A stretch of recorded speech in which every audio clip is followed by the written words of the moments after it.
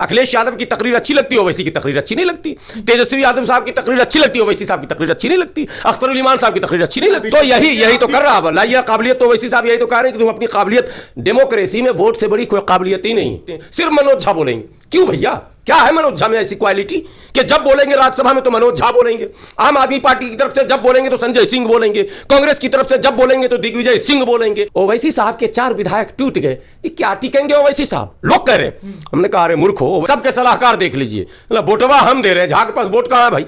कितना वोट है झा का भाई बिहार में? मनहूस मुसलमान समझने को तैयार नहीं है। वहां रैलियां होती है, वहां ब्राह्मणों का सम्मेलन होता है। मैंने उस तस्वीर को देखा जब विनय दुबे आया, दिन को दिन कहा जाता है, बोलते ना नेहरू जी ने रात कहा तो हम रात ही मानेंगे।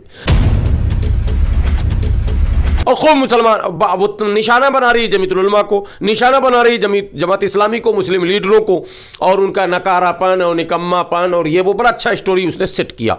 और मुसलमान दे सब्सक्राइब, दे शेयर, दे सब्सक्राइब, दे लाइक, दे कमेंट। बहन जी आप तो एकदम अल्लाह के भेजे हुए फरिश्ते। इतना माइंड बर्बाद मुसलमानों का हो गया है।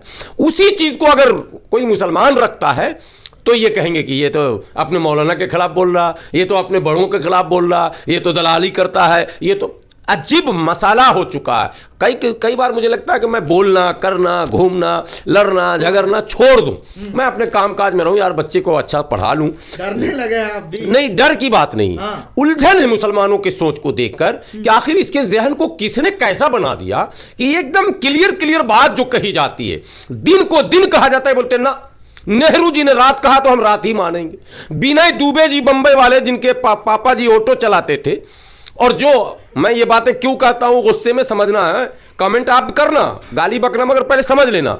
बाप ऑटो चलाता था, समझ रहे हैं, और वो चल रहा है इस वक्त की सबसे कीमती गाड़ी इस मुल्क में जो है, जिसका नाम अभी मैं फिर भूल गया हूं, सबसे कीमती गाड़ी, यानी लोग कहते हैं कि 1.5 करोड़ या 1.25 करोड़ की वो गाड़ी है, उससे वो चलता है, ठीक है। और उसमें ज्यादा पैसे मुसलमानों के हैं, ये ऑन रिकॉर्ड खबर है मुझे, ठीक है। और गुलाम सरवर मोटरसाइकिल से चलता है, जिसका बाप डॉक्टरी करता था, और बाप के जमाने में मोटरसाइकिल था, जब गांव में मोटरसाइकिल नहीं था हमारे, तब था। हम आज भी मोटरसाइकिल से चलते हैं, ये फर्क है। वो आता है होटल लीला और अशोका में दिल्ली में ठहरता है, रेडिसन ब्लू में ठहरता है। मनहूस मुसलमान समझने को तैयार नहीं है। वहां रैलियां होती हैं, वहां ब्राह्मणों का सम्मेलन होता है। मैंने उस तस्वीर को देखा जब विनय दुबे आया, तो ब्राह्मण सम्मेलन, यानी जितने एक्टिविस्ट थे ब्राह्मण, उन सबों का वहां जमावड़ा हुआ, दारू चला, डांस चला, खूब रंगरेलियां हुई। लेकिन बाद में एक फर्जी वीडियो बनाकर मुसलमानों के हवाले किया जाता है, प्रमोट किया जाता है, और मुसलमान दीवाना हो जाता। तो अब क्या किया जाए, ये मसला। अखिलेश यादव की तकरीर अच्छी लगती है, ओवैसी की तकरीर अच्छी नहीं लगती। तेजस्वी यादव साहब की तकरीर अच्छी लगती है, ओवैसी साहब की तकरीर अच्छी नहीं लगती। अख्तरुल इमान साहब की तकरीर अच्छी नहीं लगती। तो अब इस मिजाज को हम कर क्या सकते हैं? समझाने का काम कर सकते हैं, और कुछ कर नहीं सकते। वही बात, उससे अच्छी बात अगर ओवैसी साहब कहेंगे तो वो बी टीम हो जाएंगे, और वही बात अगर दूसरे, मैंने सो कॉल्ड सेकुलर लीडर, और हर मौके पर धोखा मिला, हर मौके पर धोखा मिला। जब मुल्क पूरी तरह से इस हुकूमत को उखाड़ने का मूड बना चुकी थी, नीतीश कुमार ने आरएसएस मुक्त भारत का नारा दे दिया था, तब एक ब्राह्मण आया, संजय झा, ठीक है। और संजय झा ने शकुनी मामा की तरह ऐसा रोल किया और ऐसा नीतीश कुमार का कान भर दिया कि नीतीश कुमार जो है उस गठबंधन को तोड़ के फिर भाजपा के साथ चले गए, सिर्फ संजय झा की वजह से। संजय झा के साथ उसके पीठ पर भूमिहार और ब्राह्मण और नेता थे, यानी तुम आगे बोलो, उसी को हाँ में हाँ करके हम लोग गोलबंद, ये गिरोह। और इधर मनोज झा, सबके सलाहकार देख लीजिए, वोटवा हम दे रहे हैं, झा के पास वोट कहां है भाई? कितना वोट है झा का भाई बिहार में? लेकिन सब राज्यसभा, लोकसभा, सलाहकार, पलाकार, परिवार का खास, और हम लोग सड़क छाप बन के घूम रहे हैं। मेरी कौम की वजह से, मेरे कौम की जहनियत ऐसी खराब है, वो सोच इतना बिगड़ा हुआ है कि ये समझने को तैयार ही नहीं है, सियासत के सीन को भी नहीं समझने को तैयार है। तो ये परेशानी है। यहां अखिलेश को धोखा दिया, वहां कांग्रेस। ओवैसी साहब के 4 विधायक टूट गए, ये क्या टिकेंगे ओवैसी साहब? लोग कह रहे, हमने कहा अरे मूर्ख हो, ओवैसी साहब के विधायक तो विपक्ष में थे, विपक्ष के टूटने की परंपरा बहुत पुरानी है। लेकिन यहां तो उन तमाम परंपराओं के विपरीत सत्ता पक्ष टूट गया। मध्य प्रदेश में कमलनाथ मुख्यमंत्री थे, कांग्रेस टूटी और सरकार गिरी, और हिमाचल में सुक्खू कांग्रेस के मुख्यमंत्री हैं। कांग्रेस टूटी, सरकार नहीं बच पाएगी, सरकार कल गिरेगी।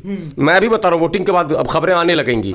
सरकार जा रही है, तो सत्ता में रहते हुए भी ये ब्राह्मण अच्छे काम को पसंद नहीं कर रहे, लेकिन मुसलमान उन्हीं को अपना लीडर, अपना रहबर, अपना सलाहकार। लोग कह रहे ओवैसी भी तो भड़काते हैं। नहीं, क्या भड़काते हैं? कौन सा मुद्दा भड़काने वाला? नहीं, कहा कौन सा? मैं भी भड़का रहा हूं, ये भड़काना वो मैं कह तो रहा हूं कि ब्राह्मणों से पिंड छुड़ा लो, तो ये तो भड़काना ही तो हुआ। ये भी तो मानो मेरे को, मैं कह रहा हूं कि हमारा दुश्मन कौन है ये आपको पहचानना, और आप जब हम दुश्मन की पहचान कराते हैं तो आप कहते हैं भड़का रहे हैं। भाई दुश्मन नंबर 1 कौन है, दुश्मन नंबर 2 कौन है, दुश्मन नंबर 3, वो हमें बताना पड़ेगा ना, अपने लोगों को सावधान तो करना पड़ेगा ना, उन्हें कम से कम हम होशियार तो करें।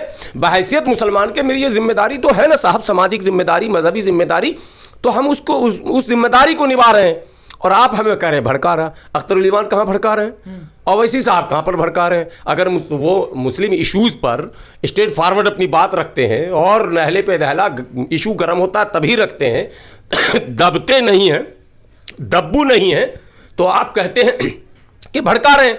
और जो 5-5 साल लोकसभा में कांग्रेस के मुस्लिम लीडर थे, कांग्रेस की टिकट से गए, सपा की टिकट से गए या आरजेडी की टिकट से गए, चुप्पी साधे रहे।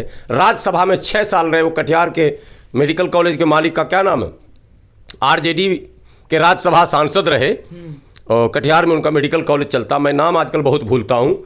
आज तक मैंने सुना ही नहीं कि कभी वो बोले भी है क्या कुछ, कभी बोले भी है कि नहीं बोले हैं। ये तो रिकॉर्ड खंगाल के देखना पड़ेगा वो संसद टीवी का। ये हालात है, नहीं बोलते हैं, सिर्फ मनोज झा बोलेंगे। क्यों भैया, क्या है मनोज झा में ऐसी क्वालिटी कि जब बोलेंगे राज्यसभा में तो मनोज झा बोलेंगे, आम आदमी पार्टी की तरफ से जब बोलेंगे तो संजय सिंह बोलेंगे, कांग्रेस की तरफ से जब बोलेंगे तो दिग्विजय सिंह बोलेंगे, फला की तरफ से जब बोलेंगे आदि, तो वो भी तो वही है, वो भी तो अपर कास्ट है। और ममता को भी तो जगह मिल रहा है। जब तक ममता बनर्जी की तरफ से जब बोलेगा तो चटर्जी, बनर्जी, मुखर्जी, उपाध्याय, बंदोपाध्याय, पट उपाध्याय, चित उपाध्याय वही बोलेगा। यार मुसलमान मर गया क्या, क्यों नहीं बोलेगा?